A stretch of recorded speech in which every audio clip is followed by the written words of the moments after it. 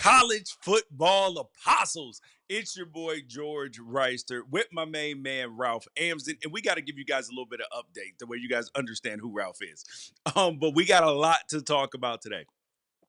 It was National Signing Day, and it got fallen behind the radar between all the college football playoff politicking, the new coaching hires, and everything in between. We have to, I mean, it is deep. We got to get deep in the woods today. And thank you guys for joining us. We appreciate your time because your time is the most valuable thing that you have. And we appreciate you spending it with us. And I'm George Wrighster, former NFL player, college football analyst for CW. You see me all the time. And then, sir, there have been some comments in the questions like, who the hell is that guy? And so I've told you guys, this is our resident Rain Man, college football storyteller, man who knows all the deep dives and the details. Covered Arizona high school football. This man knows more about the backstories about college football players than probably anybody. And he's also like the guy behind the curtain, behind a lot of the stuff that goes on here on the channel. Our resident Wizard of Oz, Ralph Amsden. I love, you know what I love is I love how popular the channel is getting. So like when people are encountering you for the first time, they're like, man, I love this content. And then they get to Thursday and they're like, who the hell is Ralph? I'm like, man, that's a good question. It's a good Yeah. question. Hey man, watch times are long on Thursdays, so people clearly like it. So you just said something that I think is really important. National Signing Day, like as a member of the media, this used to be like the biggest and most important day for me, especially covering high school football and Yes. college football. Now it's even a super low priority for me, because to me signing day is like looking at somebody's prom photos. Like, hey, I know that's not the woman you're married to.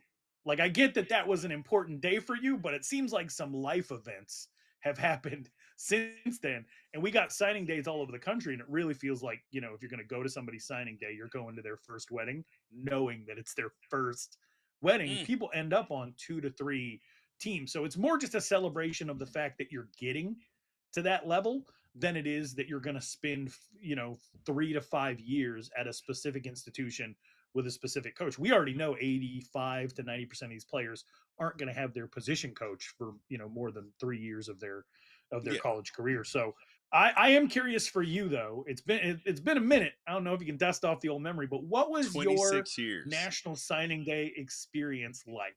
Oh, I'll never forget it. I signed my letter of intent in Dr. Calvo's office, our principal at our school. I still have the picture. I'm standing in my black Nike pullover. I'm in a black Nike pullover. And just standing there, signing the paper. It was a great day. We faxed it over. Now, you don't even fax them over anymore. You DocuSign them. Like the fax machine where you had to fax, which caused all sorts of issues for people back in the day. Fax didn't come in, and then some other letter of intent ends up getting faxed in because something a line wasn't dated where it was supposed to be dated or something. All sorts of nefarious things have happened. But I am like, I remember it and how big. It's funny because at that point in time, the decision felt so permanent because transferring meant guaranteed sit outs. And if you Mm. tried to transfer within your conference, that was going to be a 2-year sit out. So it felt very permanent and like more monumental. But now, and there was no negotiation of money surrounding it and NIL and so it that took something else off the table for it. But there was a lot of pressure about it because of the monumental decision, and you didn't have backup options. And now you do, but it is still a big deal. And like How for the close kids and for the families. how close to signing day were you still receiving contact from other schools? Okay, so at that point in time, there was only one signing day.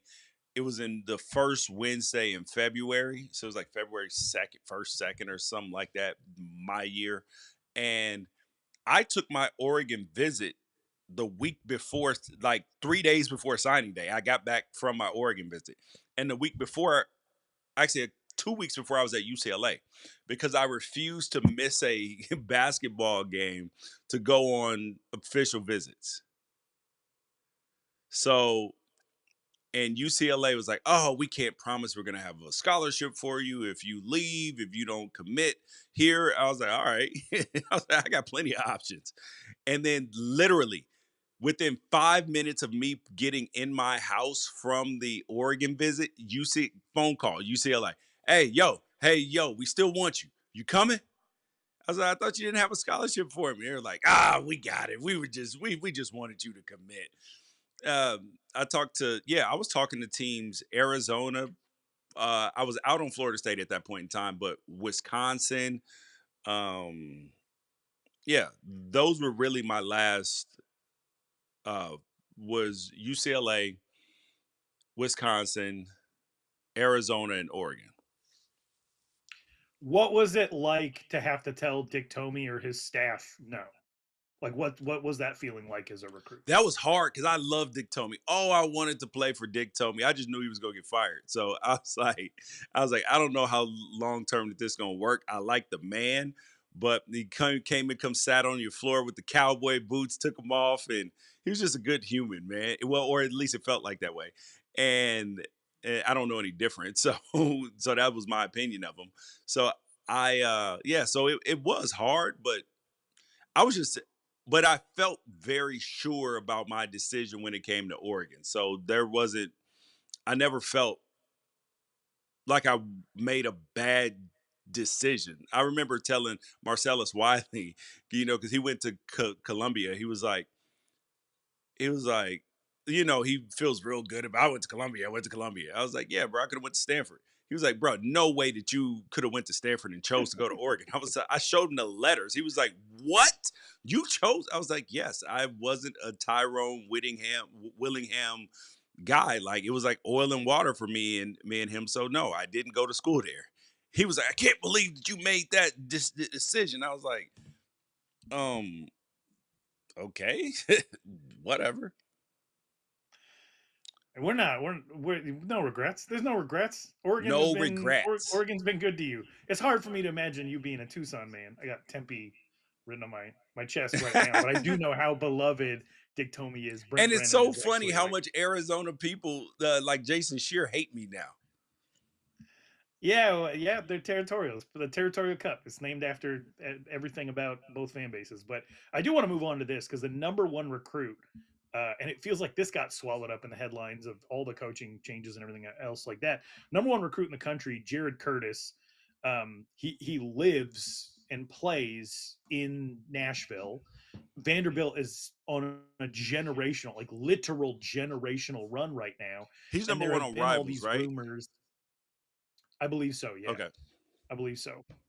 Number one quarterback anyway. And so Okay. yeah, he is in Nashville. Vanderbilt's on a generational run. He went to the college game day set when college game day visited, and then he had to clarify like, no, I was just there to like hang out. I'm still We knew committed to better. Georgia. Georgia's had massive issues of losing their 5-star recruits at the freshman level, but they do recruit over the top a lot, so it's understandable. He flips on signing day, and it gets leaked by the media, multiple It members of the was the media, Steve worst kept Wiltfong and secret. others. Everybody knew this kid was flipping. Yes, but he came out and what he wrote was like, I didn't even have a chance to talk.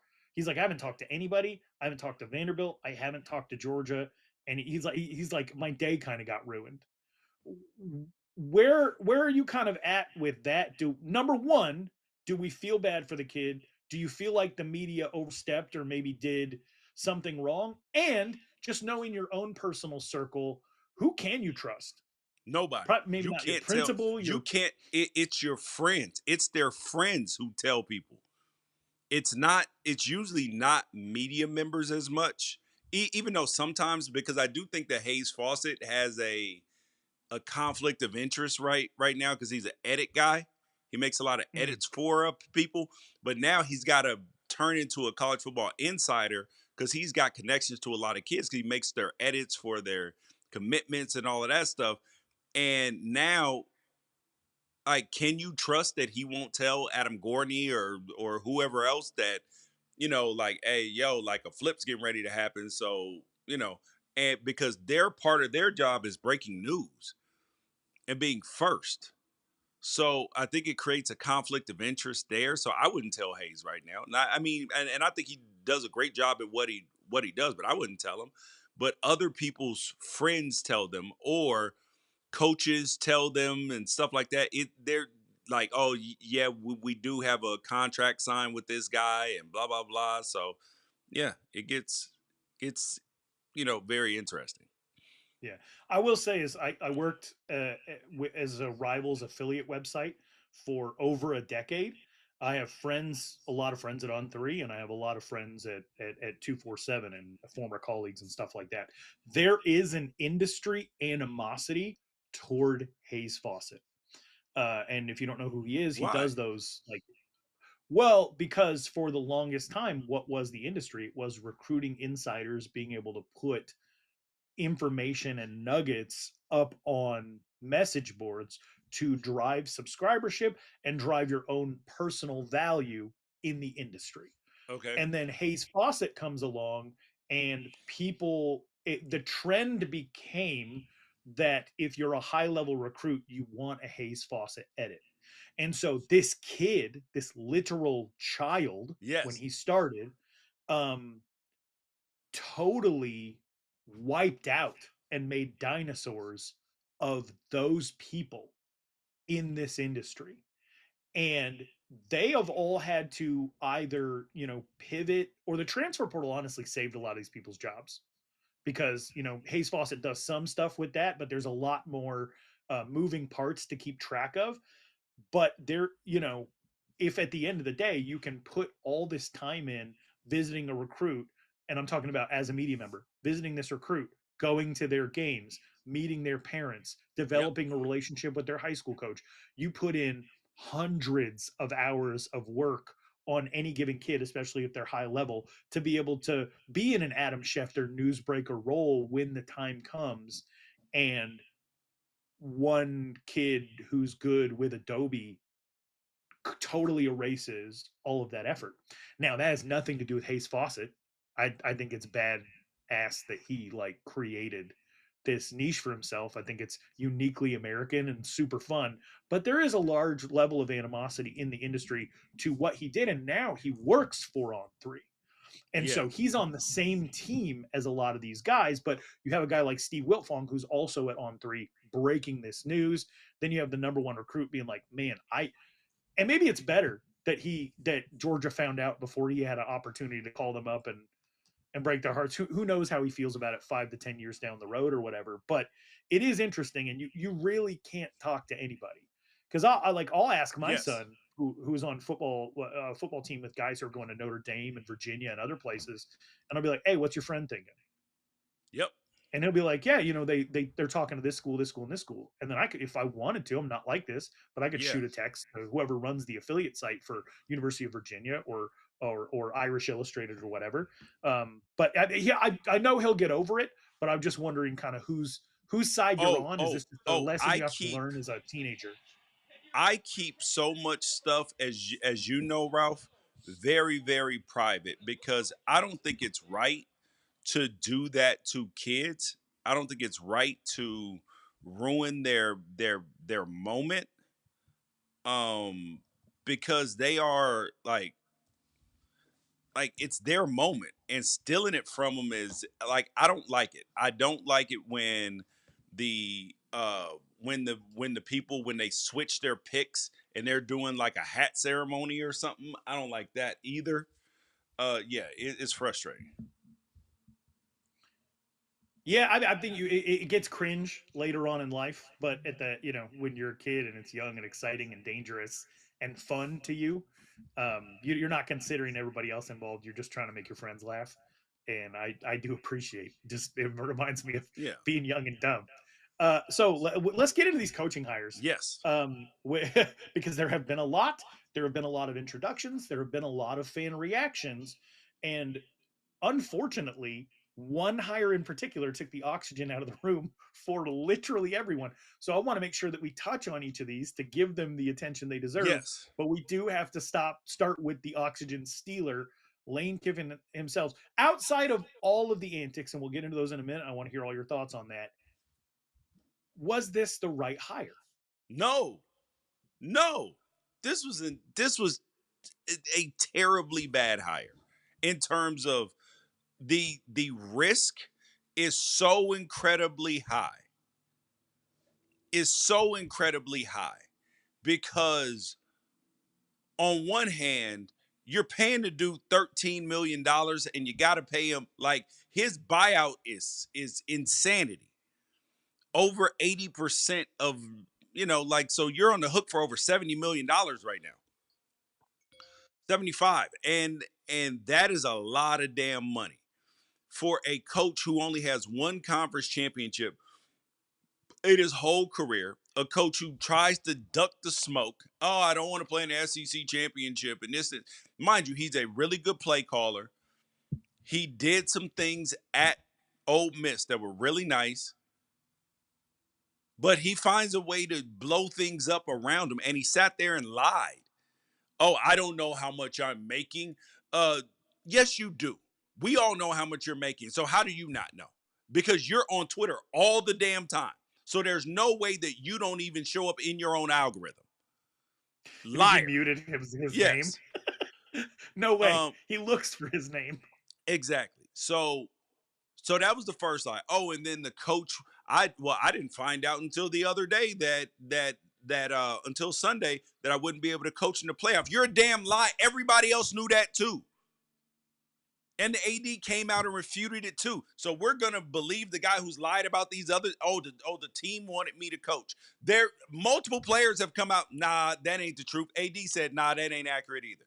So you're a serial liar at this point in time. You're a good football coach clearly, but you're a serial liar.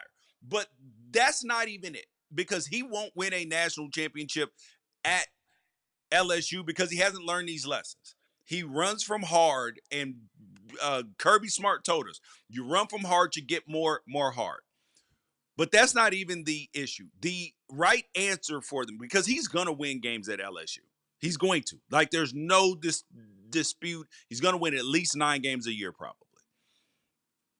The issue is the right answer was an hour and a half down the road in John Sumrall. That's who they should have hired. Yeah. So my take on you go So ahead. hold on, one more thing. So the reason why John Sumrall was such a, because I didn't explain, is that he was in Louisiana already. He's built Tulane, kept them going from their last head coaching move. They have um he understands gumbo, etouffee, roots, and everything else. Louisiana. He knows the people, knows the culture, and Lane Kiffin is gonna try to be as Lane Kiffin as he can be. And them people down there, they're a little different because they got their own stuff going on, like other parts of the country. He may not fit in there. He's gonna fit in there better than Brian Kelly, who was checked out. But I do not believe that this is a like I believe that John Sumrall, but they wanted to win the press conference. They wanted a flashy new toy. Didn't work out the last time with Brian Kelly. Now they doing it again. They'll be firing him, and because they're already paying 3 head coaches right now: Brian Kelly, Ed Ogeron, and now Lane Kiffin. They'll be paying well, Ed Ogeron will be off the books, but then they'll be they like paying multiple coaches at once. Clearly. Yeah. I have one brief thought on Lane Kiffin and one brief thought on LSU as a whole. Um, I think COVID did a number on this whole country, and one of the it felt like the best thing at the time, but it might ultimately be one of the worst things. Is that the Michael Jordan documentary dropped while we were all at home to watch it, and I think a lot of men in the proximity of greatness watched that and thought to themselves, "I want one of these." Mm. Not the greatness that it took to have a documentary, which was a very friendly edit to Michael Jordan, but not the greatness it took to have a documentary of that caliber, but the the lore. And I think that we are a very self-obsessed society, and I think that Lane Kiffin has an unhealthy obsession with his own story, with his own lore. Do the interesting thing. Do the thing that keeps everybody on edge. Do the thing that keeps my name on everybody's lips. And this is the tipping point of the wildfire of everybody talking about Lane Kiffin. But at the end of the day, the truth gets told on the field, which brings me to my point about LSU. Everybody said that this was a good hire. You're saying that it's not, but everybody No, said that this no, was a I, good I hire think it's going to because, be a winning hire. I don't think it's going to be a championship yeah, hire, which is or the what the right job hire. is with what the job is required. Yes. So the everybody said that you're right. It was a winning hire. You don't necessarily disagree with that, but that whether it was the right hire or not is where you differentiate. A lot of what people have said and made excuses for Lane Kiffin about making this move and leaving his team behind while they still have a shot at winning a national championship was look at all the coaches that have won at LSU. It's Mm. your easiest path. It's your most logical path to reaching the summit. Now, if that's true, let's assume it's true. Let's just assume that it's true. Let's flip it around and take it from LSU's perspective. If it's the easiest path for any sitting, rising college football coach to achieve at the highest level, then shouldn't your priority be to hire the most no nonsense, most process driven, Yep. least distracted coach available to you, whether that's John Sumrall or anybody else? Fine. But you're going to bring in somebody who is addicted to self destruction because you provide them the easiest path. You've canceled Listen, out your own advantage. listen to his. Let me pull up his tweets. His tweets in the last few days. He uh he just retweeted 4 hours ago Kevin Bolden signing with the oh never mind. That's the their general manager's kid signing. But he's tweeting all kinds of LSU stuff, and then he said 99% of people that judge you or have opinions on you have no idea what the F is actually going on in your life.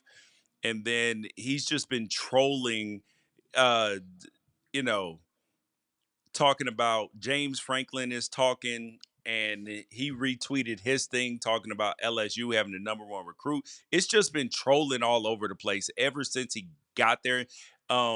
He retweeted the SEC Unfiltered grades where it's got Ryan Silverfield D minus, Pete Golding C plus, Will Stein B plus, Alex Golesh B plus, John Sumrall A, and Lane Kiffin A plus. So he's doing it then. Like, Can I ask you to click on something right now? yes, Have you ever seen Lane Kiffin's Twitter header? Because I think it does the perfect job of explaining the point you're trying to make. I've never. Lane Kiffin tweets too much. He will probably tweet this too. Yep. Yeah. That's who he Do you is. remember that? You remember that song? Was it Carly Simon? You're so vain. You probably think this song is about you, don't you? Yep. Exactly. That song might as well be about Lane Kiffin for sure. Exactly. But okay, so outside of all of that, um, what are your expectations 5 years down the road? We're looking back on this hire. One, is he still there? Two, um, has he achieved at the highest level? No, he will not have won a national championship, and they will want him out in 5 years. But he wins enough games that it's hard to fire him. He ends up being like the James Franklin of LSU, where he just continuously like he flirts with the mountaintop but never gets there because he just unless he makes some changes. But like okay, If he were a basketball player, he'd be James Harden. All the talent in the world, everything that you need to win a championship, except the thing that you need to win a championship.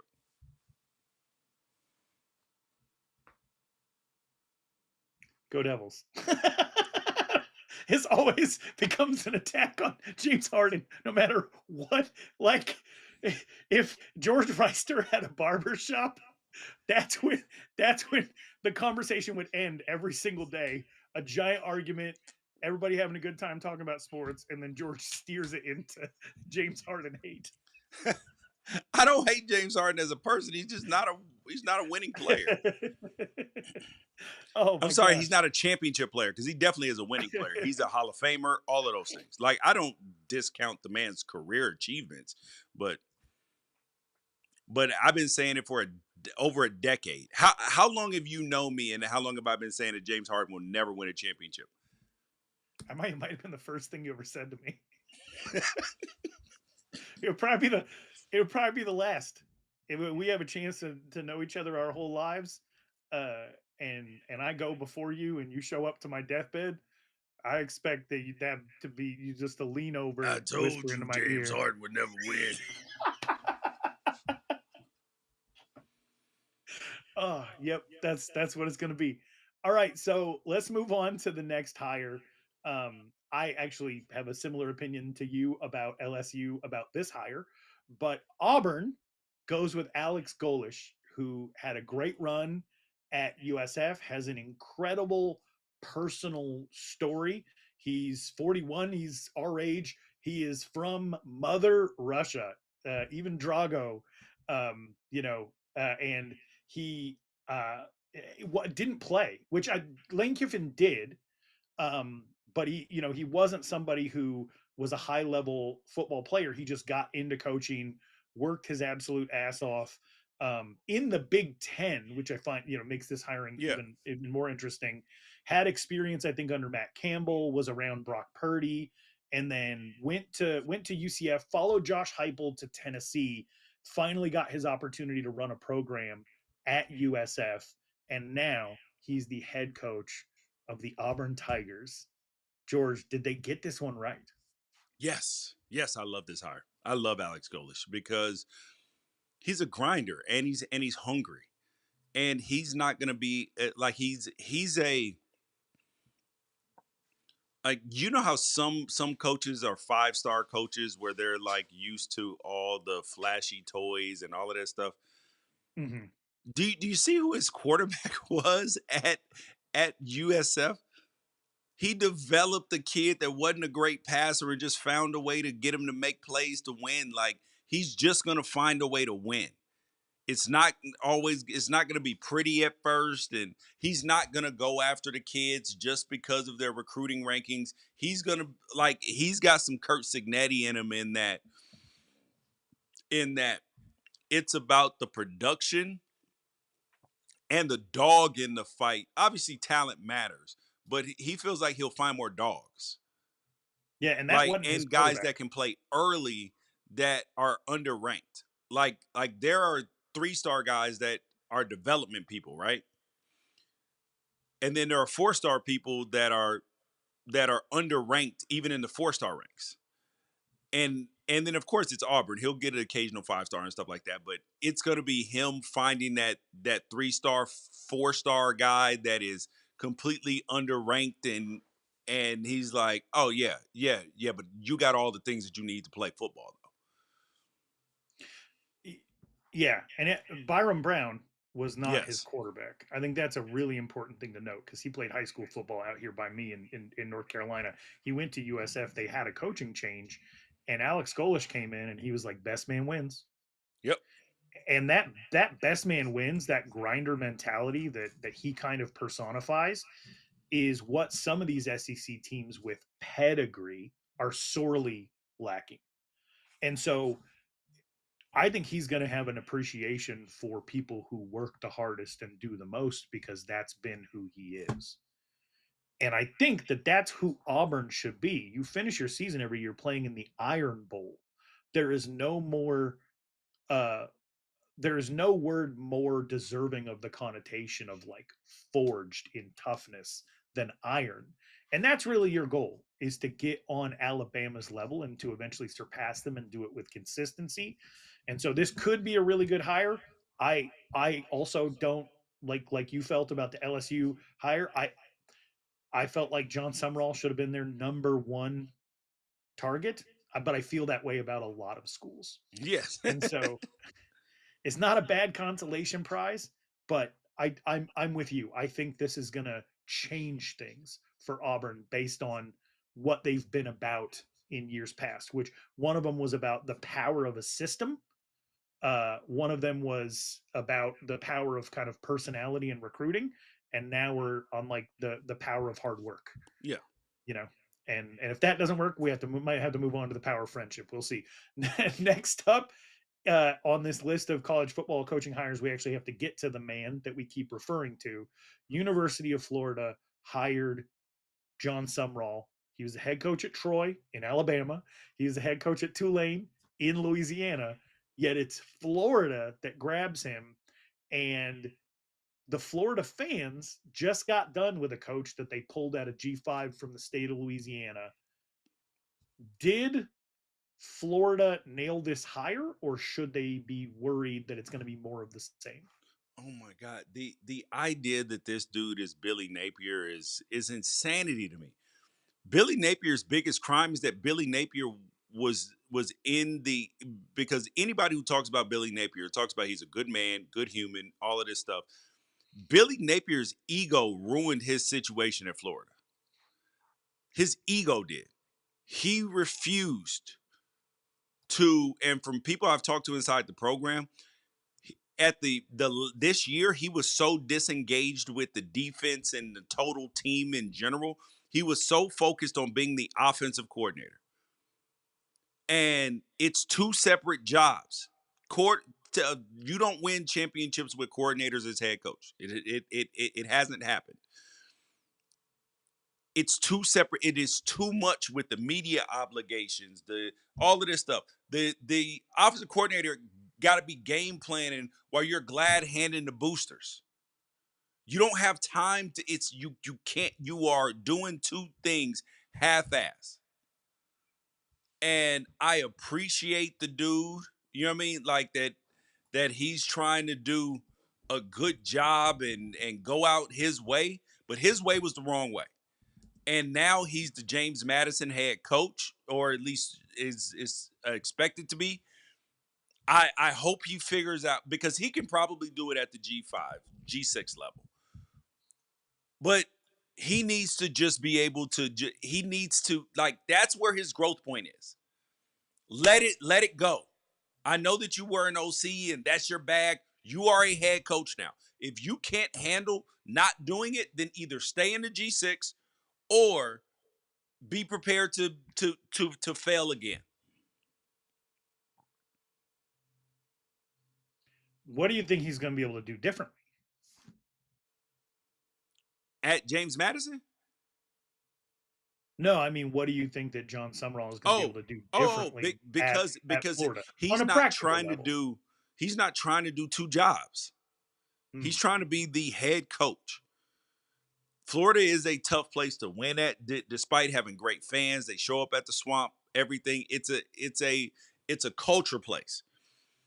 And John Summerall, I think he will assimilate. I am. If I were rating, like in order of the coaches, I feel least likely to get fired. He would probably be number 4 on the list out of the guys that were hired, behind James That's it. Franklin, Bob Chesney, and Alex Golesh. Okay. I think he should have been the number one target for 3 schools that didn't get him. You know, this is a guy who grew up in Alabama, was a head college football coach in Yeah. Alabama, and Auburn had a vacancy. This is somebody who played linebacker at Kentucky, coached at Kentucky. Kentucky knew that they were going to fire Stoops. See, I actually think Stein is the better coach option for Kentucky because Will Stein is an offensive guy. He's a Kentucky man. Like so they want somebody I think that is willing to stay there at least semi long term. And I believe that Will Stein, because his mother's a huge Kentucky fan and all of this stuff, if he's able to resource and all of those things, that he'll stay at Kentucky long term, which is what I think that they were looking for, which is why I think that that is the better situation. And Dan Lanning is building a coaching tree. His first branch was Kenny Dillingham, who's doing a great job at Arizona State. The Arizona State job is kind of like the Kentucky job. Like Kentucky wants to, like, they are a school who is a basketball school, a blue blood, everything. So their fans know how to commit to something. And if you can give them something to commit to in football, and they see progress, not perfection, oh, they'll get behind him long term. I love that. So I'll put Will Stein up there in front of John Sumrall too, but only John Sumrall because of location, where like I feel like that's more shooing him in at Florida than if had he been at Auburn or LSU. If he were I think LSU, that's I my would issue. say I would put him higher. And I think we agree. I think we're coming around to the same place. I think John Sumrall was maybe the best candidate available, and I think he took maybe one of the worst jobs for him Yep, because I don't personally believe sustained success is possible at Florida. And I you don't think it don't. has anything to do with who you are. No, no. It has a lot to do with Florida high school football. It has a lot to do with having the other major ACC schools that you have to deal with who also have resources. And then it has to do with being an enemy of the entire SEC, and they're all on your ass too. So you have to worry about two different in-state foes from a different conference. You have to worry about the culture of sort of like Florida high school football, which is not that different than California, Yeah. where you actually have people more prepared for the NIL era and for the highest bidder era once they get to the college level. How do you get kids to buy into the idea of being a Florida man? And not just any school in Florida, but this Florida. How do you keep people Mm. locked in? In Gainesville, which is just this incredible place to be a late teenager, early 20s person.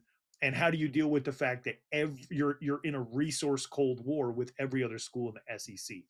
So I think that John Sumrall's path to success was easier at several other schools. However, that makes him the anti Lane Kiffin because I think he took on um, the hardest path to sustain success. I think he probably win a natty there, but he could also get fired the year after winning a natty there.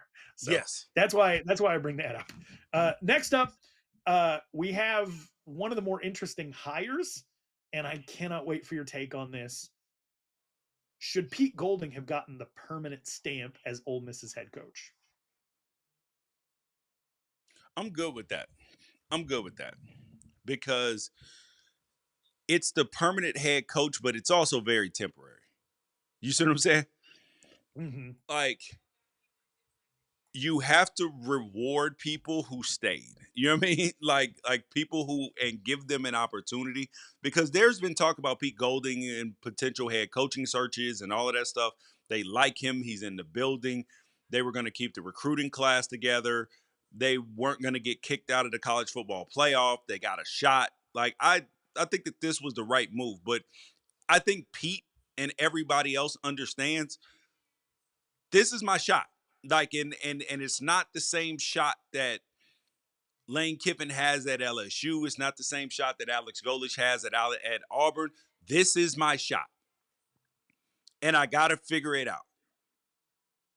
So I loved it. I love his opportunity because in life sometimes people like you're a long shot, and sometimes you get a chance when out of. I mean that's how um, um, who Dabo Swinney got the Clemson job. Mm. Coach gets fired. He's the interim. Oh, great job. Oh, you're our head coach.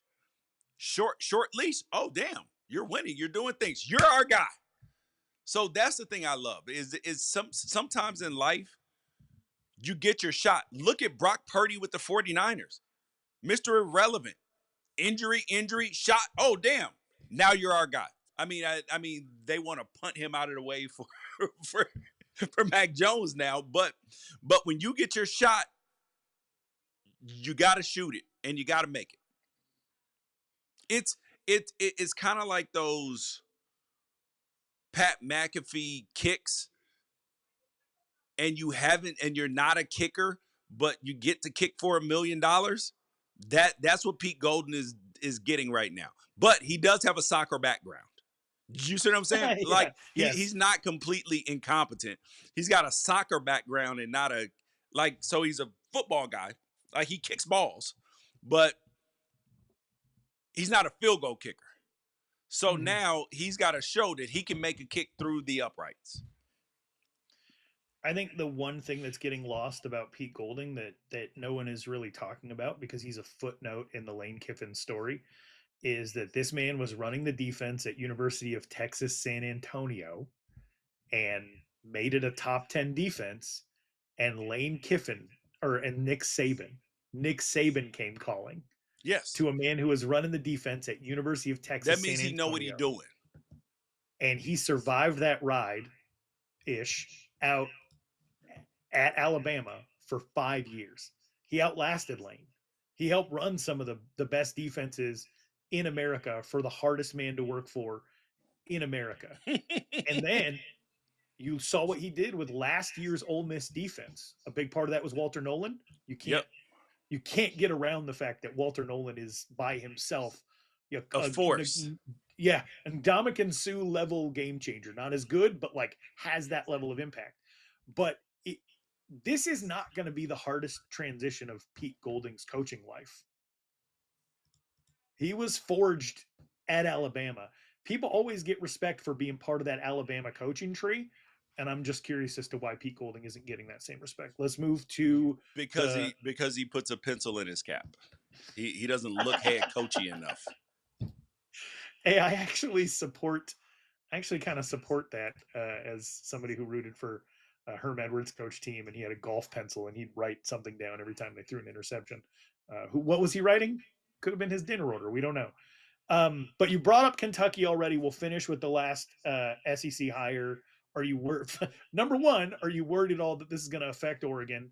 And number two, you say that you think that this is the perfect hire for Kentucky. What does perfect for Kentucky look like down the road? What do you think he can bring to the table for the University of Kentucky? He can do for Kentucky okay, I'll put it this way. Will Stein can do for Kentucky what Lane Kiffin did for Ole Miss. He can make them highly competitive and then get them to the college football playoff. Are they going to be a team that's in the college football playoff year in and year out? Probably not, but once out of every 3 years, 4 years, yes, you can go in. And if he stays there long term, they might have a chance to win it at some point in time. And I like it. I like he's been around a quality program. He's seen the physicality that you need at practice. He's led high-level offenses. He's mentored quarterbacks. Like he's seen the leadership and development that Dan Lanning has put in place. And now he can take that with his own experiences from other places and put that into his own system. I believe he's a leader of men. This is a good opportunity. Now, on the Oregon side of it, Oregon will be just fine because teams are going, well, not teams. The reason why Oregon is going to be just fine is because people are going to be kicking down the door to go work there. You don't think anybody that like that being that Tosh Lupoi's over at Cal, they're losing Will Stein, so they lose both defensive coordinators. Do you know how many people are going to be kicking down their door to just be in line for Oregon's next DC, even if they give it to one of the guys on staff or OC, one of the guys on staff, you move into that spot. Now all of a sudden it's like, oh yeah, I got career trajectory because Oregon is going to be good. It's an established brand. People are watching. People are going to notice if you do a good job. Dan Lanning is trusted. I'm not worried about Oregon at all. The thing that it could hurt is some of their like guys either going to the NFL or not going to the NFL. But outside of that, I'm confident because Dan is continuously hired. So and I've actually had a couple coaches text me like, "Hey, yo, can you text Dan? I'm interested." Nice. I just want to offer one thing about Lexington, Kentucky. Um, it's in the cradle of civilization for football recruiting. Yeah, Like people don't realize, like, even though it says SEC, Lexington is the northernmost part of the South. You're in the footprint of being able to get people out of Tennessee, Nashville, or Knoxville. You can grab people out of Charlotte. You're not that far from Pittsburgh. You're not that far from Cleveland or Columbus or St. Louis even or Chicago. Like you can get whoever. yeah, If if you do it the right way, Kentucky could actually compete in football. yep. Let's see. All the ACC has is right now, even though I thought there'd be like 50 million firings in the ACC up to this point. Um, but there's just the They'll one, go next year. and they brought in James Franklin, and there's something happening at Penn State, and we'll get to that in a second. But he was able to flip all those guys because there's nobody to commit to Yeah, on the other end. There's not even position coaches or coordinators for these kids to commit to. He has to be on the biggest power trip ever, right? It has to feel so good to be James Franklin right now because these kids that are committing to him, yes. to him.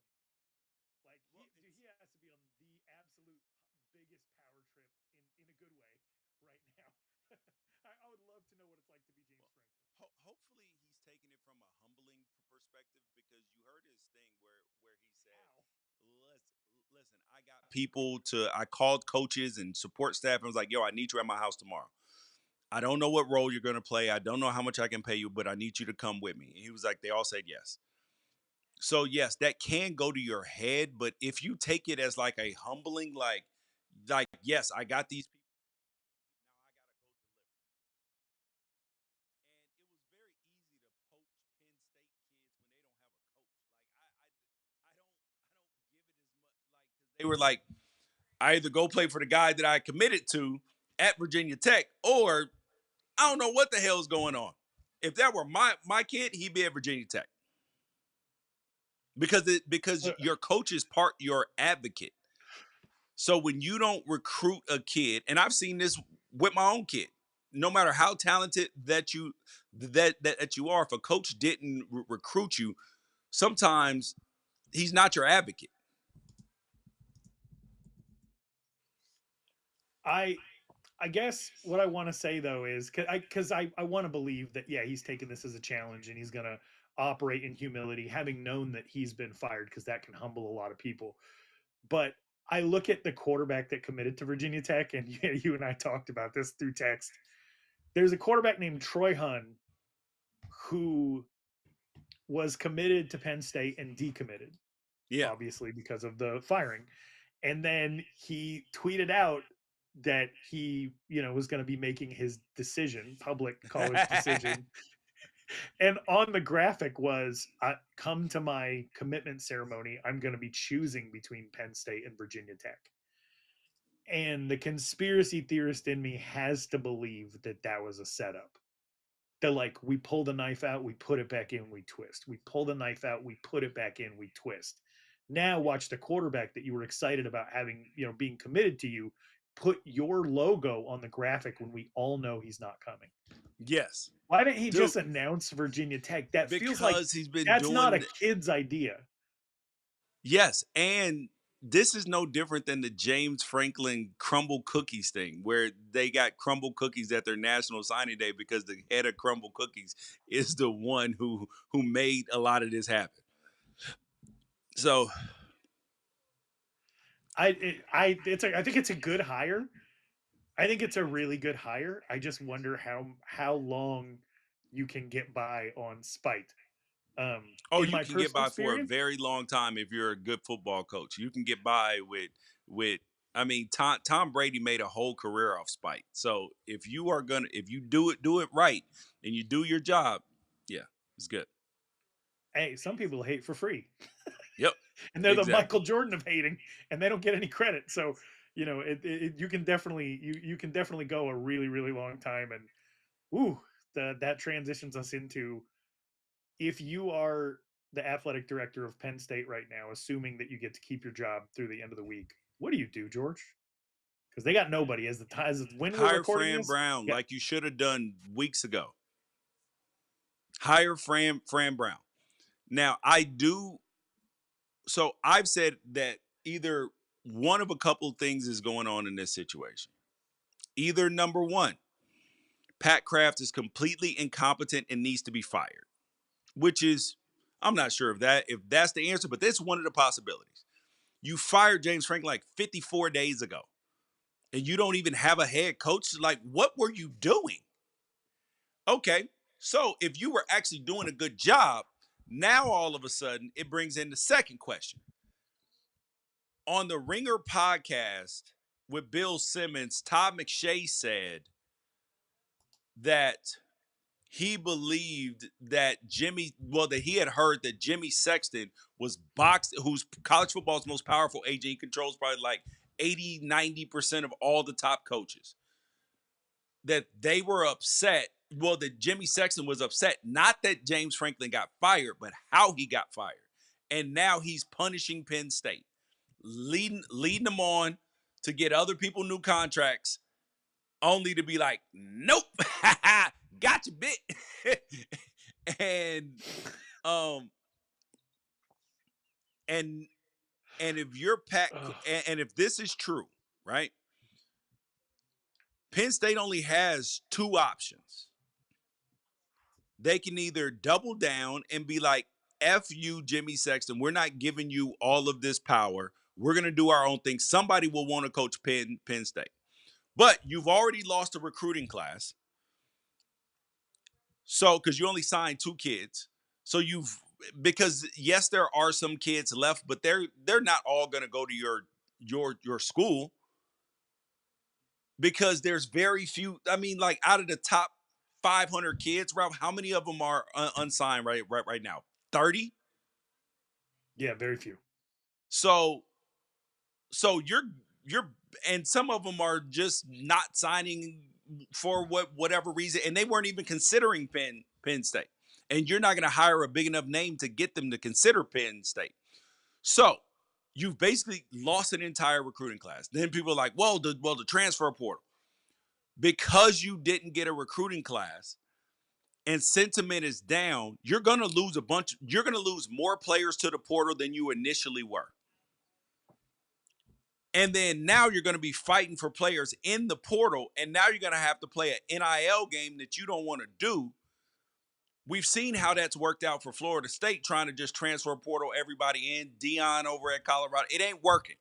I told y'all this was not going to work from the beginning. But they're, it's a transfer. This the new way of college. Yeah, it's a new way for a second until everybody's like, oh, we need high school players. Yeah, that's where we got to start.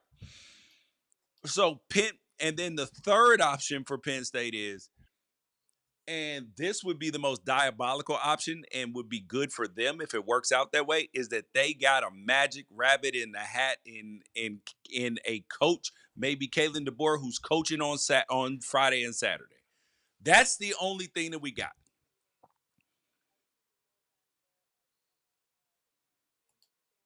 I'm going to give you three suggestions, and you tell me what the best one is. Okay. Number one, hire Superfly. Do you know who that is? Fran Brown? No, that's Terry Smith. That's the man who's already running the program. That's the legend from. He was a high school legend in Monroeville, Pennsylvania, when my wife was born in So that you would have fired area. James Franklin and pay a buyout to to hire Terry Smith? Then you got to fire Pat Kraft still. Sure, but the optics, at this point, the optics are as bad as they can be. Yeah. Right. So I host a high school sports show with somebody for the last 13 years. They're a big Penn State fan. And he said, like, if we're gonna lose everything, we might as well keep the culture. And that's his attitude on it. And there is a contingent of people who believe that, like, hey, let's stop embarrassing ourselves publicly. Let's double down on a man who's loved this university his entire life and who has been here for the last 10 years and wants to be here. So Yeah. that's thing one, and I get the public reaction to it. But if you got to put yourself in the situation of being a Penn State fan, right? Thing number two, Texas A&M showed you that you can kick the man that was highly paid out of the driver's seat, and you can go and get his defensive coordinator, who proved Yeah, himself but he at was somewhere Duke. else first. Oh, Manny Diaz. That's what I'm saying. Follow the blueprint to the T. Follow the blueprint that Texas A&M set out to the T. That was your defensive coordinator. You had success with him. He is proving himself at Duke, no matter what anybody says. I'm gonna be at the ACC title game on Saturday night. He's gonna be one of the coaches on the sideline. Like it doesn't matter what anybody says. He is having more success at Duke than Mike Elko did. Yeah. As far as appearing, he could win the conference. And so do what Texas A&M did and see if you can get Texas A&M results. I understand if that's not appealing because, Duke is 7-5 or whatever. I get that. But I personally believe the man is brilliant. Yeah. I think as a leader, I do. And I think he could be good for I agree Penn with State. you there. The last thing is wait. Wait Just on wait. what? You're going to lose your roster if you wait. You're going to lose your best players on your roster, and now you're going to be 2-3 years back if you wait too much longer. You have to get an answer.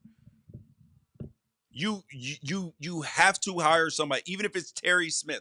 At least you got some stability in the building, and you'll keep a little something. And then if it don't work out at the beginning, actually, if it don't work out in the beginning of the season, then you can just not even fire Terry Smith. Just be backdooring the whole time. Just leave him as interim head coach. Something. What about Mike Tomlin? No, All absolutely right, not. I'll move on. You know that these are the conversations that are happening behind closed doors at Penn State. They're like, Brian Desperate, Dable, throwing let's stuff do it. against the wall. Yeah, they're desperate. They're throwing stuff against the wall. They're scratching Brian their Dable heads. just got fired. He might be like, I'm gonna wait to see what happens with the NFL. I might take a coordinator spot. Penn State's a sinking ship right now. I'm down a recruiting class. I'm setting myself up to get fired. This is not they do you what Penn State needs to do right now is essentially do what they did with Josh Heupel at Tennessee and Kenny Dillingham at Arizona State, which is hire somebody younger who is an up and coming guy and give him time. Like tell him like we're not going to fire you. Like you have time because we screwed this whole thing up. We're going to give you time to build. I'll do it. I tweeted I'll do it for 80 grand and premium parking for my 2015 Nissan Quest. All right. So that gets us into the Big Ten, which is George Wrighster country at this point. So He said at this point, like yeah, it's. who knows, dude? Who knows what it's all gonna look like? Are At you the end of the day, insinuating that my loyalty is for sale? well, I'm saying that team's conference placement is for sale. So you're gonna go where your team goes. And we had a team kind of go to the bargain bin. A team with a lot of resources go to the bargain bin.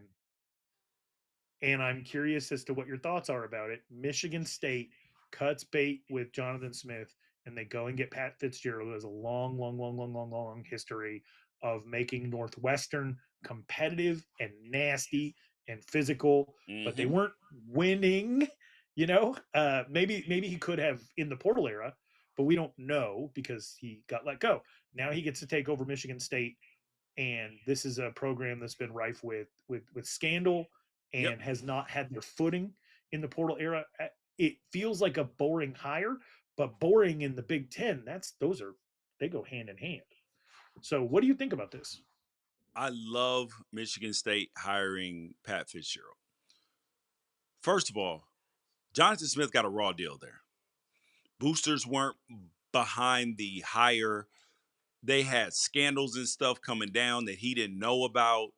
He was put in an untenable situation. So that's the first thing. Johnson Smith's still a really good head coach, and I would hire him elsewhere. First thing. Second thing is Pat Fitzgerald. He's a leader of men. He was found like you know how some people claim innocent. He was found innocent, Mm-hmm. despite the unlikelihood that he knew anything. But he wasn't at least participating. Like they might have kept it from him, and just been it just could have been a thing. But Northwestern has academic limitations for who they can get, and it's Northwestern. Michigan State's a better program. They got better football players in the state, probably, or at least comparable to in Indiana. I'm sorry, wait, Illinois. Duh. And so I like his chances, Ralph. I like his chances. Michigan State's an underdog right now. At least the boosters are behind him. He's going to have NIL money. The academic restrictions are less at Michigan State. Like you can get different players, and not that it's a bad academic university or anything like that. It's just more. It's a different situation, and this hire reminds me of Jonathan Smith at Oregon State. The irony, right? Which is it's not going to happen overnight. But 2, 3 years from now, you're gonna be like, how the hell did they beat Michigan? How the hell did they beat Ohio State this year? What the hell? And then you're gonna look up the next year, they're gonna have 10 wins. You're gonna be like, what? Yeah. So, staying on the Big Ten, and a school that you know very, very, very well, one you've already mentioned today, we have a coach that has 23 conference losses total ever in 16 years of being a head coach.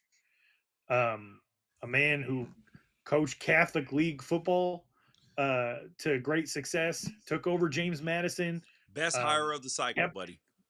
ooh, okay. So I I want to throw something out there. He has no affiliation with Los Angeles or Southern Nope. California whatsoever. But neither does anybody else that lives out there, if we're being honest. So, what do you? Bob Chesney at UCLA is the best hire of this cycle. You mentioned all of these things. He's all the Catholic League, high school, Elon, all it. Do you know what that sounds like? That sounds like Kurt Signetti. That sounds like a man who can build something, a man who can build a culture, a man who can identify talent, a man who is not going to be swayed by recruiting rankings, a man who is going to demand a standard, and he is going to be fundamentally sound in winning football games. Now, when you can win at different levels and adapt, it shines through. I remember when, I am a NFL college football guy and all this stuff, but my last experience NFL. I started coaching kids youth flag football. It was like my first time learning football. Like I knew football, but I had to relearn how to adapt everything that I knew to 6-year-olds. And then I had to learn how to do it to 8-year-olds, and then 10-year-olds, and then 14-year-olds, and now at high school. So it is two different things. Like it is a learning curve. But if you commit to not just being stuck in your old ways and say, oh, how can I take this high level knowledge that I have up here and make it fit into what's feasible here? Because the things that you can do schematically in the NFL because you have so much time with these players and athletically they can do things different and they're more football savvy. How can we put that into the high school ranks without creating confusion and the kids can play fast? Mm-hmm. And he knows these things. And now he's going to have to adapt to how to do it at a Big Ten school. And he And what has is the enough goal? juice to be able to recruit here in LA. He's going to do a good job. I love this hire. I love this hire. Penn State screwed up if they were able to get him. I don't know if he's a Jimmy Sexton guy. He might have pump faked them there and everything else. But I do know that the other option for UCLA was Ryan Silverfield and Sean Lewis out of San Diego State. Interesting. So, what's the goal of kind of everybody at this point? Everyone wants to go to the College football every playoff. coach. Yeah, everyone wants to go to college football playoff. That's the goal. Like that. You're UCLA, not going to that see. can't be their goal right now. Their goal has to be relevance, recruiting, and juice, and like filling up the stadium. Mhm. Relevance, recruiting, and juice.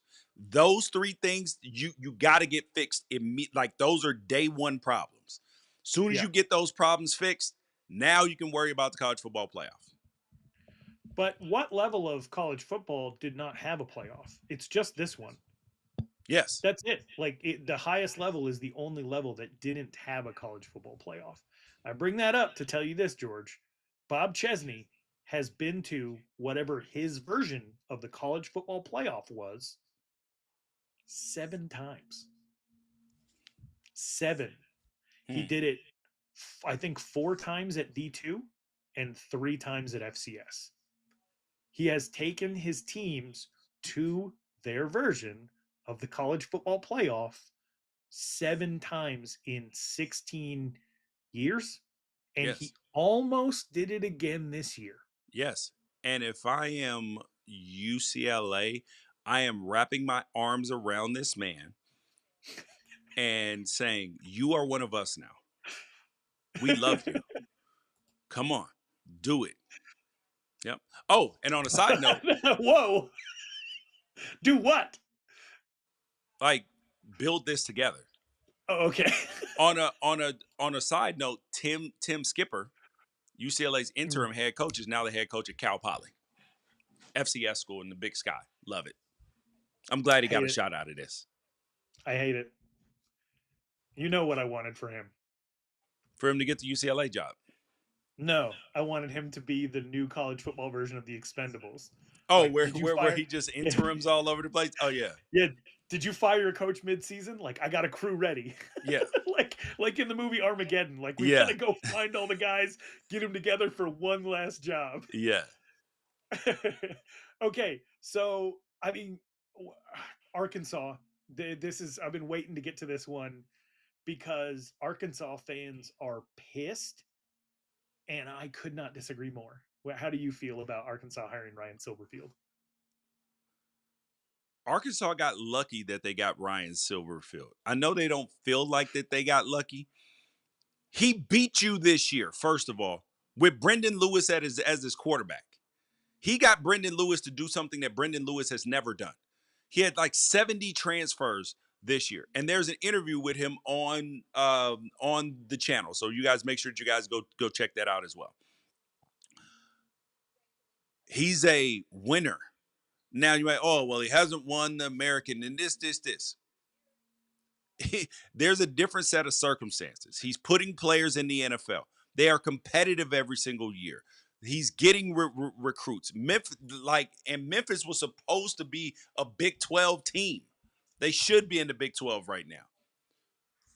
And Arkansas, who's a grinder school, he's motivated and he's ready to go. He's going to win football games there. It's not going to turn into, I think that the upside for at Will Stein at Kentucky is actually higher, but he can go in and be highly competitive. And but they wanted to win the press conference. They wanted Alex Golesh. They wanted somebody who was from there. He just had to drive across the Memphis Bridge to get there. He ain't far. So I hate the reception that he's giving, which makes me want to root for him just that much more. I love the reception that he's getting. I think it's going to set Arkansas up for a really cool story.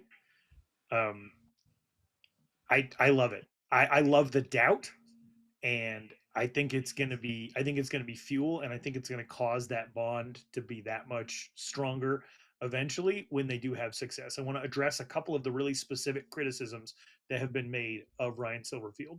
Number one is that Ryan Silverfield didn't build anything. Okay, that he just coasted on what Mike Norvell built. Memphis won 19 games over the 2 seasons before Mike Norvell got there. What are we talking about? What Mike Norvell built? This is a good job with access to good players. Justin Fuente won 19 games over the course of his last 2 seasons. Mike Norvell only surpassed that one time. Once.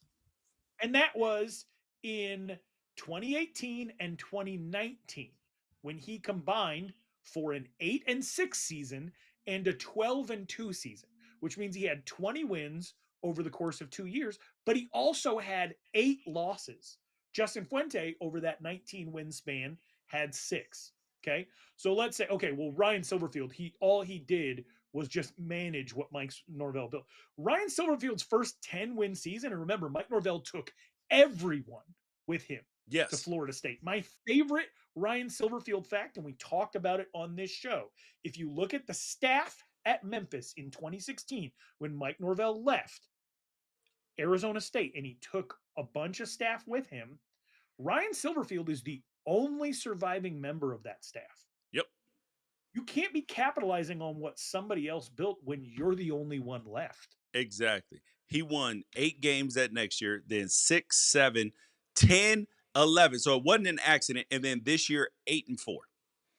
So that and you we're just going to mentioned poo-poo the it. 10 and 11. You just mentioned the 10 and 11. Did Mike Norvell ever win 21 games over a 2-year span at Memphis? No. Did Justin Fuente? No. Okay. For Arkansas fans, my family comes from Mike Arkansas. Norvell So lost 1, 2, 3, 4, 5 straight bowl games. You know who hasn't lost a bowl game and has been to a bowl game 1, 2, 3, 4, and this will be the 5th out of his 6 years? Ryan Silverfield. Yeah, that's interesting. And again, my people are from Arkansas, so I'm not trying to offend anybody. Like my grandfather's whole side of his family, they run deep. Hamburg, Scottie Pippen's neighbors, right? You go back a little too far, you might find us on the wrong side of the Civil War. But I think that it's important for Arkansas fans, and I know where you guys rank in math. I was raised in Arizona, we're not much better, to know 21 wins over 2 seasons is more than 20, and it's more than 19. He actually did more.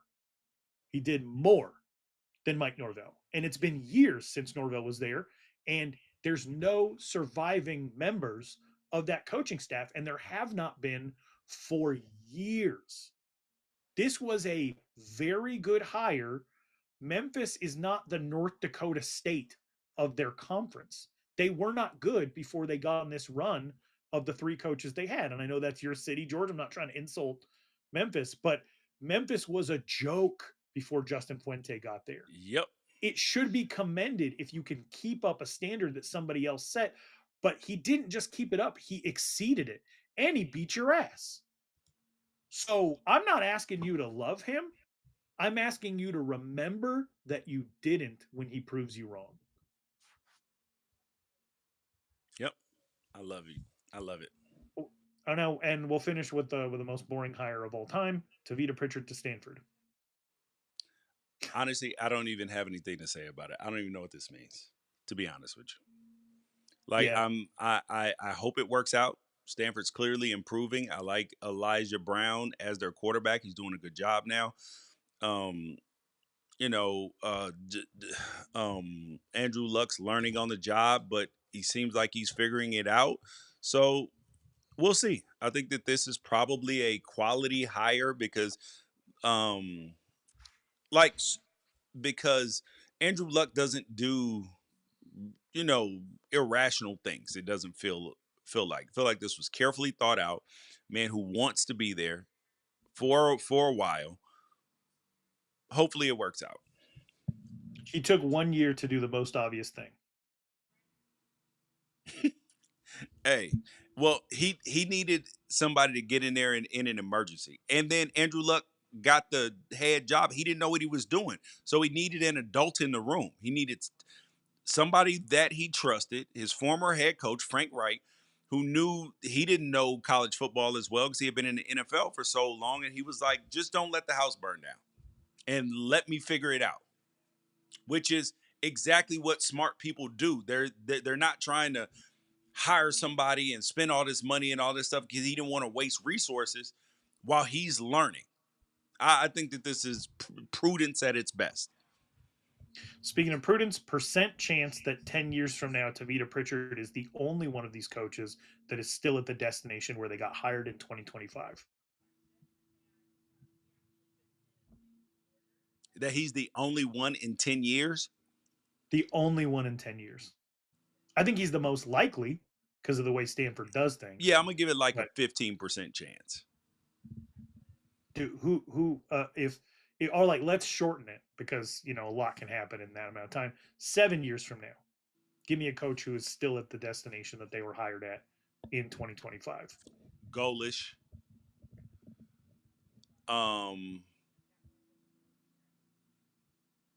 James Franklin. Will Stein. I vehemently disagree with two of those. Will Stein will be there if they win and get to the college football playoff and all that stuff. He won't leave Kentucky, I don't think. I think he's seen from Dan Lanning. If you get everything you need, his family's there and everything, stay there. Okay, and when the San Francisco 49ers hire Dan Lanning or something like that, and Oregon's first call is to Will Stein.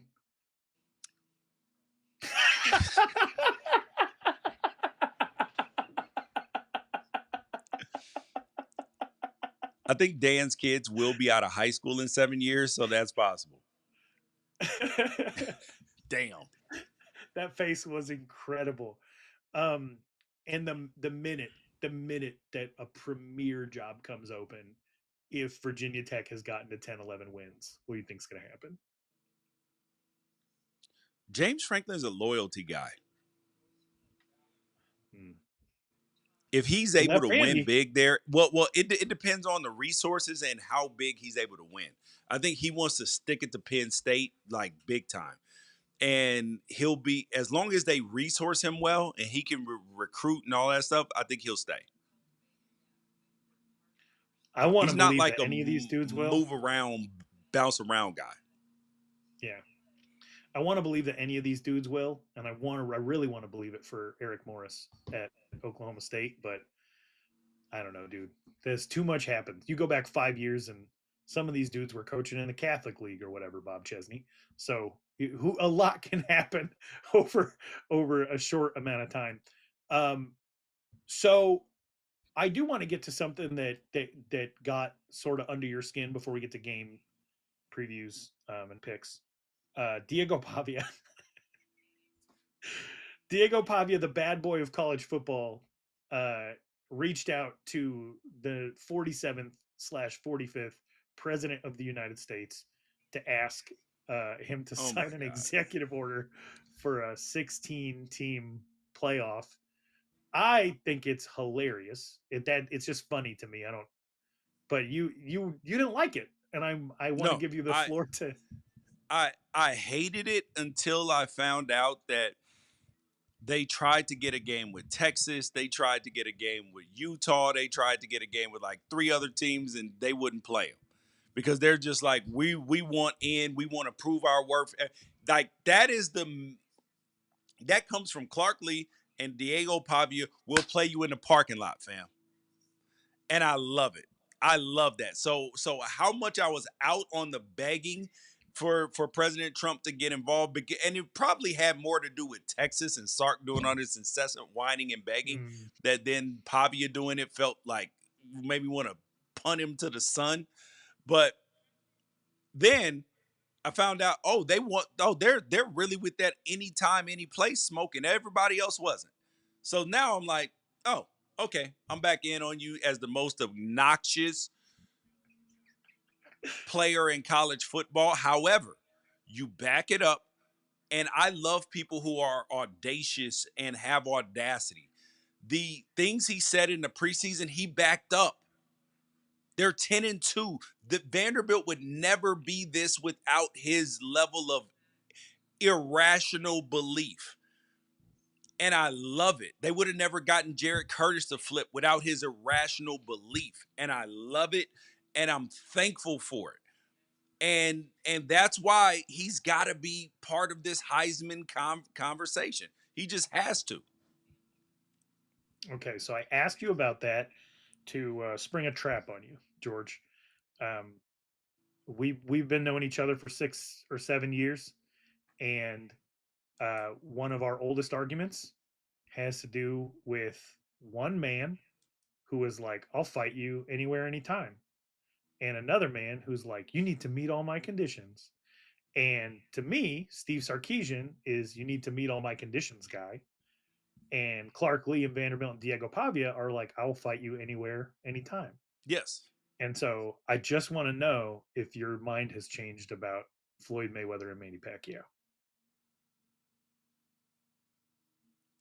No, because he was potentially cheating. So no. No. All righty then. Now we got to get to the games this weekend, Ralph.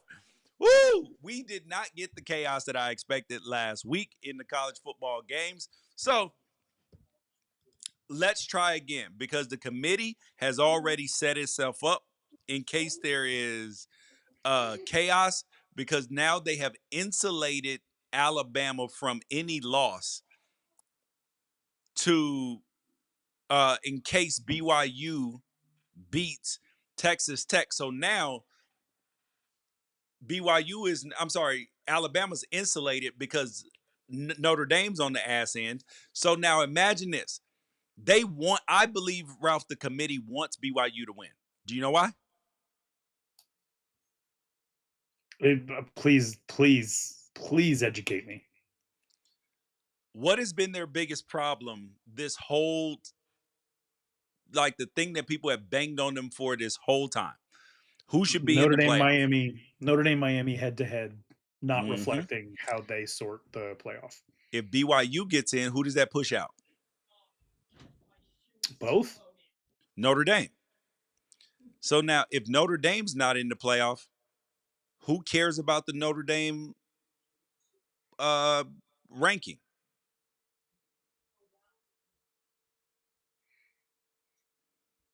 Is that nefarious? Because I think that's what I would have done too. There was I think no I said reason to last week, switch them like, I from. don't There want to was see either one nothing of that them in you the saw playoff. last week that would make you switch those two teams. Nothing. Alabama beat a bad football team. Notre Dame beat a bad football team worse. It'd be different if Alabama had played a ranked football team. Then yeah, they played Auburn. They've got like how many wins? 4 right now. 5. Yeah. So I went to ACC media kickoff. I'll be at the ACC championship game this weekend too. Jim Phillips, the commissioner, when asked about whether or not the ACC is getting its due respect, said, "We went 2-9 in bowls last year. If we want respect, we're going to have to go out and earn it." They didn't. Mm. They didn't. So they can go. And as far as I'm concerned, like Notre Dame can go too, because they lost to a Miami team that isn't national championship ready. Okay. So I don't have an issue with getting both of those teams up out of there. The argument then becomes, I guess it's BYU centered. Okay. So let's get deeper into it, but let's pick Okay, this game first. Okay. sure. Duke, Virginia. This feels like Duke has lost to Illinois, Tulane, Georgia Tech, UConn, and UVA. Now, mind you, yeah, so that's who they've lost to. One of these games didn't count as an ACC game for some inexplicable reason, but because of previous scheduling and stuff like that. So, yeah. So here we go, Ralph. So, who are you taking in this game? This would be obviously an upset that would potentially discard the apple cart or whatever. But you got NC State. Oh, well, sorry. Virginia lost to NC State and Wake. So this is possible that Duke can win this football game, despite that they beat Duke the last time 34-17. Well, it was 31-3 in the fourth quarter. Yeah. So it's hard for me to knowing that uh, Duke has no pass defense. UVA Chandler Morris is a dog, and they had 500. They doubled them, more than doubled them in total offense, and Duke won the turnover battle.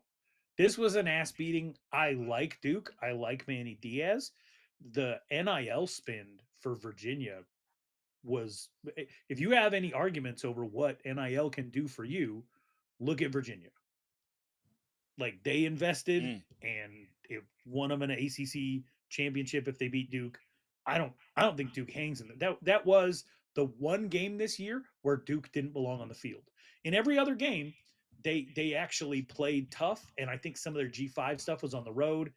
Um, I think Duke had a really, really good year that they could be proud of. I think this is the one team that is the antidote for anything positive Duke is doing. And I don't think this game will be close.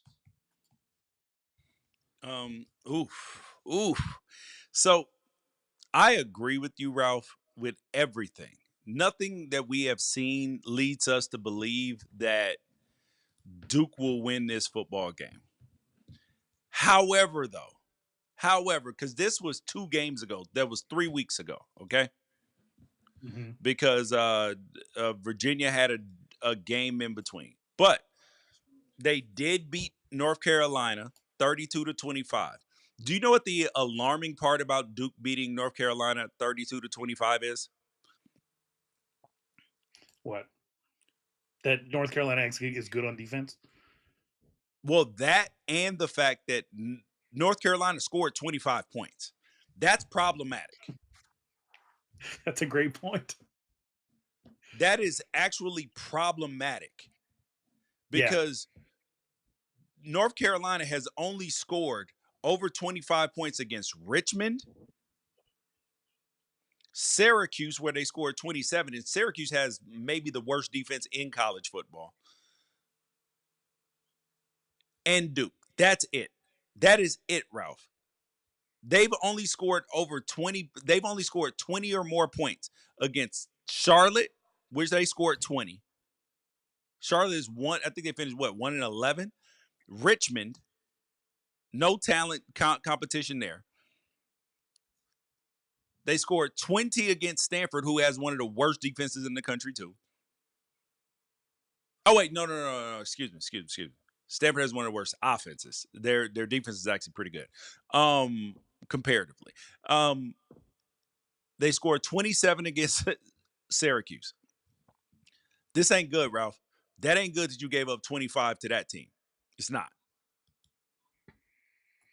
So No, and I think the the biggest issue is how does if Duke gets down, how do they make up for the fact that the big part of Virginia's NIL spend was on this defensive line, Fisher Kamack out of UNLV and Mitchell Melton, who won a national championship with Ohio State last year, as a contributor. Those guys combined for 4 sacks, 5 TFLs, and a forced fumble and fumble recovery last time. They're still on the field. It's yeah, just not. I just don't. I don't see Duke having an opportunity, and these conversations are fun, and the what ifs are fun, and chaos is fun, but it really isn't. Chaos makes chaos leaves room for really bad opinions. And so, Yes. like, I like chaos, but I don't like the aftermath of it, if that makes sense. Yes. Because It does. the games don't get played the next day. We get a week of having to listen to people try to make sense of a thing that doesn't make sense. If the games were played the next day, like baseball, if we had no breathing room, Yeah. then yeah, as much chaos as possible. That's hilarious. But like, we're going to listen to people be like, college football's broken for a whole week. Like, no, All the right. ACC just So sucks. so here's the thing that we have to talk about. Just in case Duke loses, I'm sorry, if Duke wins, Mhm. North Texas and Tulane. So if Tulane wins, there's a 0% chance they're going to put Tulane in front of Duke. I mean, even though that Tulane does have a head-to-head win over Duke, so who knows? Um, so but they're unranked and have 5 losses, so I highly doubt. And Tulane is number 20, so it feels like they're too far in. So that would mean that if Duke wins and Tulane wins, that you're going to have Tulane playing the being the 11 seed and then playing against the 6 seed. And then the question is, if James Madison beats Troy, which they should, and Duke wins, James Madison is ranked number 25 right now. So with the committee, because Duke would have 7 Power 4 wins and the ACC champion, then jump James Madison and put him and leave James Madison at 25 and put Duke at like 24 just to make sure that Duke gets into the CFP. Do you believe that that's what would happen? Or do you think they would just be like, sorry, Duke, you got five losses, miss us? Yeah, is it a hard and fast set in stone rule that a conference champion gets in? Yes. A Yes. Power Four conference champion gets in. No, no, no, So they no, would no, no. It is the 5 highest ranked conference champions. then the Tulane, but if Tulane wins, then you got to say like, hey, congrats on a good season, Duke. Enjoy the Sun Bowl or No, no, no, whatever. no, no, no, no, no. Tulane or North Texas winning doesn't matter. Okay. Okay, It's what happens if James Madison wins and Duke wins. okay, Because the champion out of North Texas and Tulane is for sure going. Like you can just okay. because they're both ranked in front of James Madison, and the winner would have a ranked win. So there's no way that So what James you're saying Madison is you couldn't justify taking Miami over Duke if Duke wins. Is that what you're trying to say? you can't. It's not even possible. Like there is Why no not? possible. There is no possible way by the college football playoff rules that Miami can get in. There's no possible way outside of But Miami but jumping how could Duke jump them? because if they beat Virginia, they are. I'm glad you're asking these questions because they are then the ACC champion. Okay, Hmm. so right now, SEC, you got Big Ten, SEC, Big 12. Their champions are already going to be inside of the top 12. Like you don't have to worry about it. Okay. The next conference champion, the fourth one right now, is who's possible to be a conference champion is number 17, Virginia. Okay. Yes. If Virginia loses, that means Duke is the ACC champion. Okay. Hmm.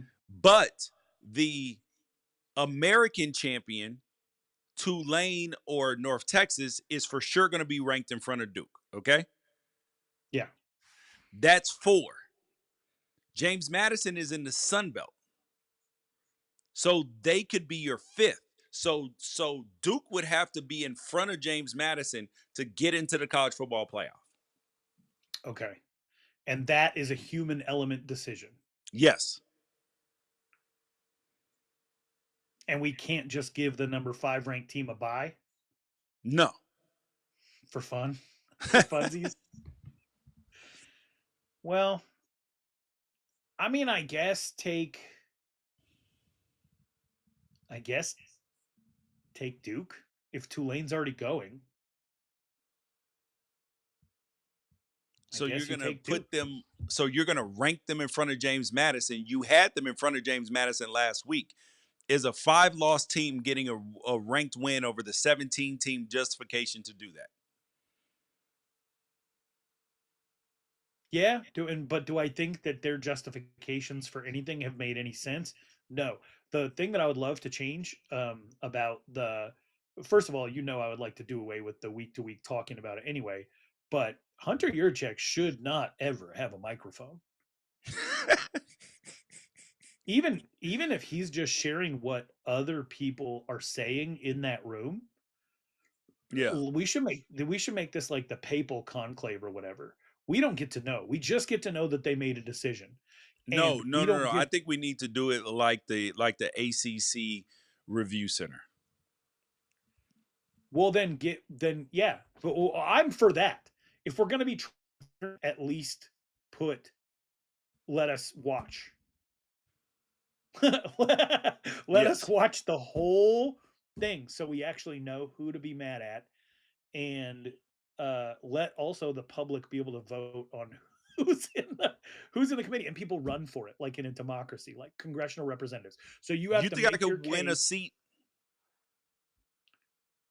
Yeah, because I think you have the platform, and I think you have the easily articulatable ideas, and I do think that people should have to run for a seat on the CFP.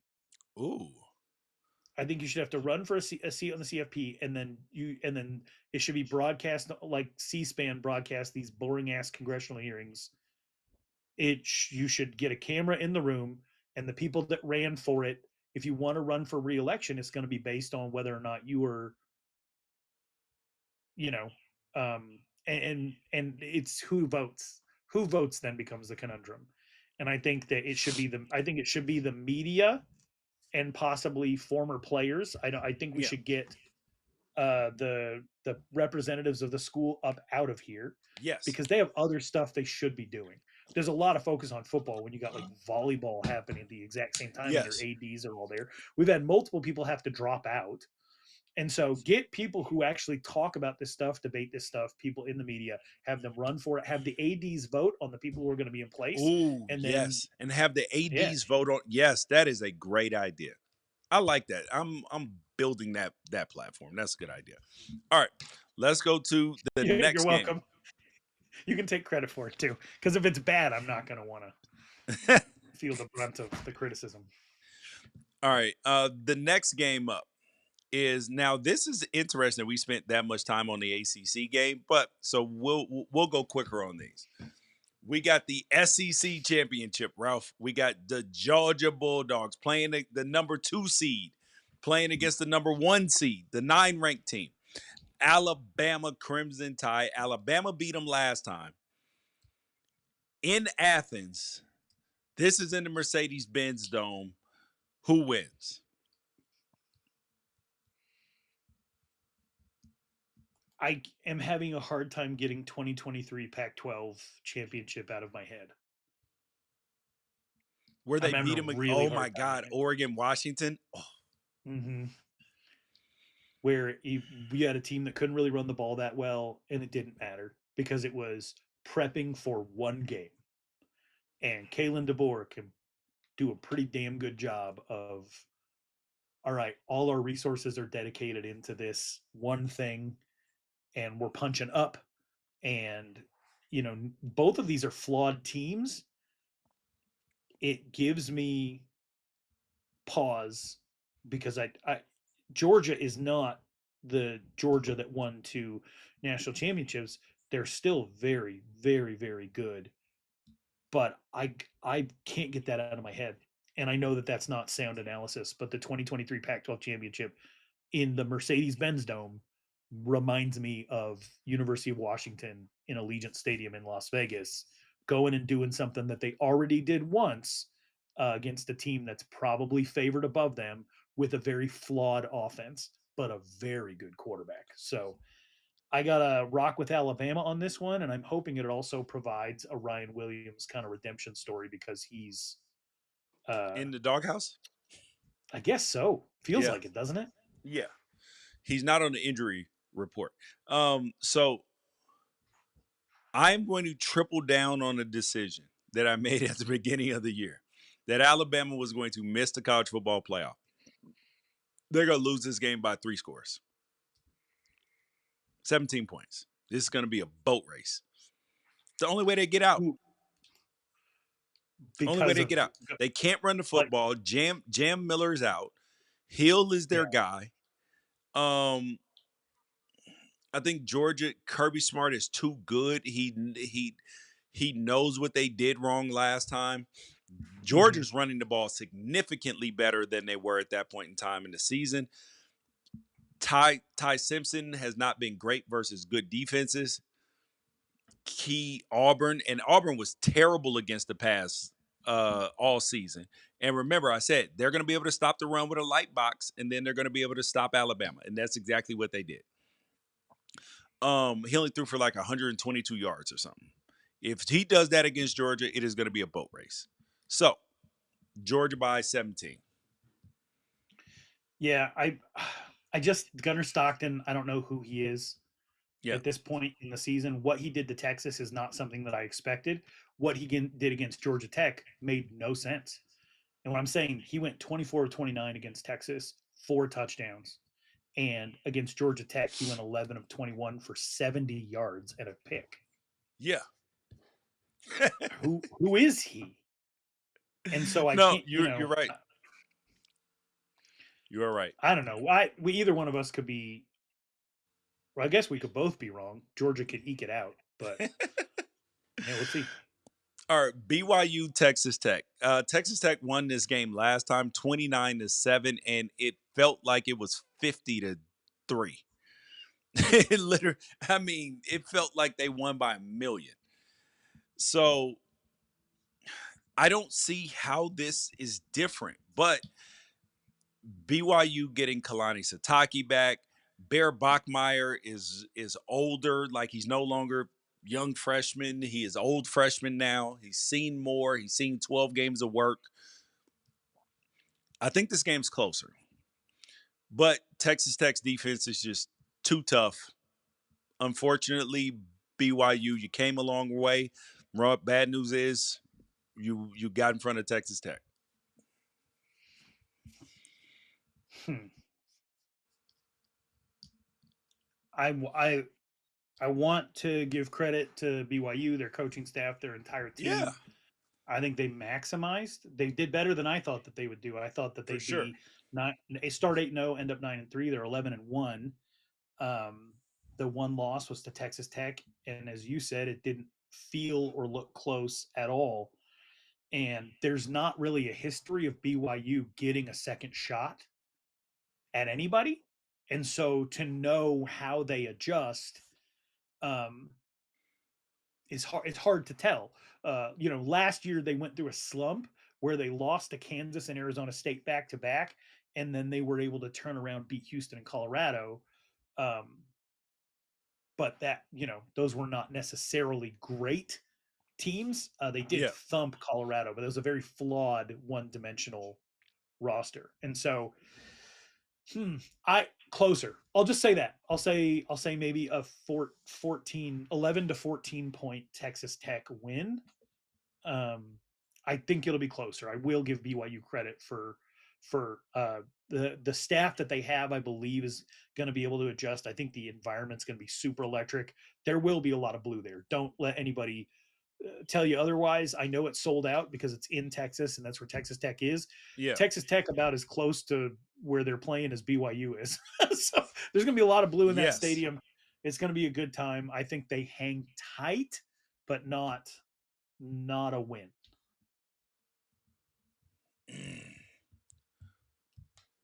Wait, you think Which that is good, BYU's gonna right? win? No. I think they'll hang tough and Oh, oh, lose by oh. 11 to 14.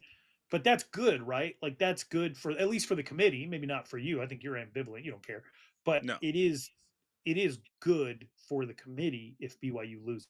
Correct? Yes. Yeah. Yeah. If they could Buffalo Wild Wings this game, they absolutely would. All right. So oh yeah. So and the American and the Sun Belt games are on Friday. The rest of them are on Saturday. So the last game that we got to talk about, Ralph, and this is a thing. I put it last because I don't know who to pick in this game. We got Indiana, Ohio State. Oregon lost to Indiana. Ohio State hasn't played against any resistance at all. Michigan's offense is insufferably bad again. It's like watching North Carolina, but with better athletes. So I don't even know what to make of it. This is, I think we're going to learn a lot about Indiana, and we're going to learn a lot about Ohio State in this game. I feel like I gotta pick. I think it's Ohio State's a 5.5 point favorite in this game. I think this is a close game. People are not used to believing in Indiana yet. I think this is the game that they finally make people a believer. So I'm gonna take Indiana.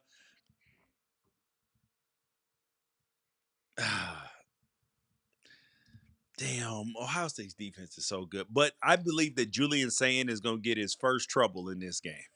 He's gonna find trouble for the first time in this game, and Indiana wins by a field goal. One question for you, and then I'll give you my pick. I'll make it really, really brief. Does this game doesn't matter, right? No, They're both getting a bye. yeah. You can't. Well, If they assuming that it's close. Assuming that it's close. Like if Ohio State wins by like I don't think that there's a world where Ohio State can fall below Oregon, who's at 5 right now. You see what I'm saying? Yeah.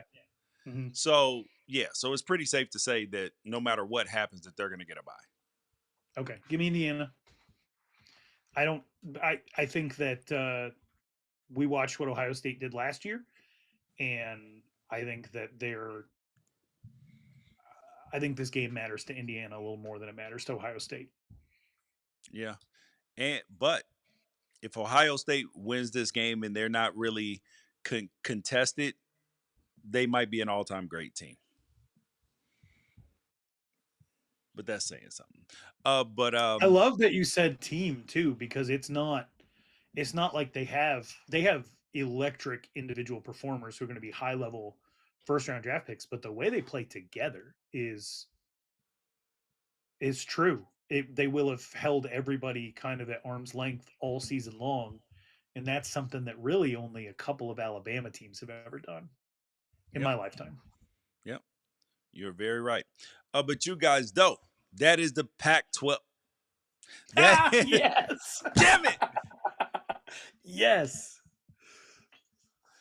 You had gone the full year.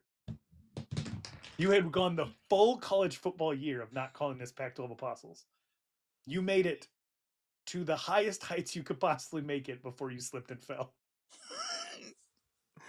Oh my God. This is like being Sisyphus. I pushed the rock all the way up the hill and then. You did what Oregon did last year. Goodbye. For the second week in a row, goodbye.